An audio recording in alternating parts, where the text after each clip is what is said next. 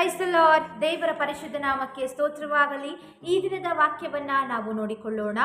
ಯೆರೆಮೀಯನ ಪ್ರಲಾಪಗಳು 3ನೇ ಅಧ್ಯಾಯ 22 ಮತ್ತು 23ರಲ್ಲಿ ಹೀಗೆ ಬರೆದಿದೆ: ನಾವು ಉಳಿದಿರುವುದು ಯೆಹೋವನ ಕರುಣೆಯೇ, ಆತನ ಕೃಪಾವರಗಳು ನಿಂತು ಹೋಗವು, ದಿನ ದಿನವೂ ಹೊಸ ಹೊಸದಾಗಿ ಒದಗುತ್ತವೆ, ನಿನ್ನ ಸತ್ಯ ಸಂಧತೆಯು ದೊಡ್ಡದು. ಪ್ರಿಯರಾದ ದೇವಜನರೇ, ಇವತ್ತು ಎಷ್ಟೋ ಜನರು ಪ್ರಯಾಣಿಸುತ್ತಲೇ ಅವರು ಸಾಯುವವರಾಗಿದ್ದಾರೆ. ರಾತ್ರಿ ಊಟ ಮಾಡಿಕೊಂಡು ನಿದ್ರೆ ಹೋದವರು ಬೆಳಗ್ಗೆ ಕಾಣಲಾರದೆ ಸಾಯುವವರಾಗಿದ್ದಾರೆ.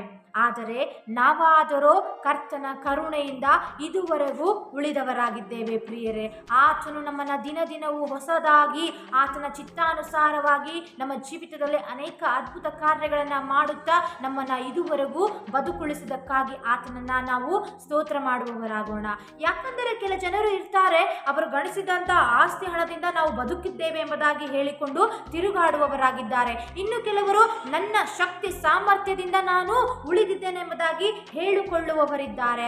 ಆದರೆ ಇನ್ನು ಕೆಲವರು ನಾನು ಮಾಡಿದಂಥ ದಾನ ಧರ್ಮಗಳಿಂದ ನಾನು ಬದುಕಿದ್ದೇನೆ ಎಂಬುದಾಗಿ ಹೇಳುವಾಗ, ಆದರೆ ಇವ್ಯಾವುದೂ ಕೂಡ ನಮ್ಮನ್ನು ಇದುವರೆಗೂ ಬದುಕುಳಿದಂತೆ ಮಾಡಿಲ್ಲ. ಕರ್ತನ ಕೃಪೆಯಿಂದ, ಕರ್ತನ ಕರುಣೆಯಿಂದ ನಾವು ಇದುವರೆಗೂ ಉಳಿದವರಾಗಿದ್ದೇವೆ. ಪ್ರಿಯರೇ, ಆತನ ಕರುಣೆ ಇಲ್ಲದೆ ನಾವು ಏನು ಮಾಡಲಿಕ್ಕೆ ಸಾಧ್ಯವಿಲ್ಲ. ಆತನ ಕೃಪೆ ಇಲ್ಲದೆ ನಾವು ಏನನ್ನ ಕಾಣಲಿಕ್ಕೆ ಸಾಧ್ಯವಿಲ್ಲ. ಪ್ರಿಯರೇ, ಯಾವಾಗಲೂ ಆತನ ಕರುಣೆಯಲ್ಲಿ ನಾವು ನಿರೀಕ್ಷಿಸುವವರಾಗೋಣ. ಆತನ ಕೃಪೆಯನ್ನು ನಾವು ಬಯಸುವವರಾಗೋಣ.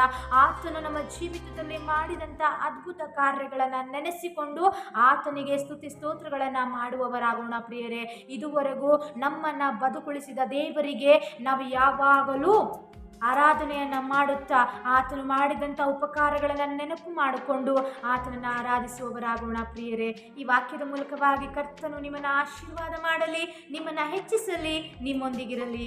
ಆಮೇನ್.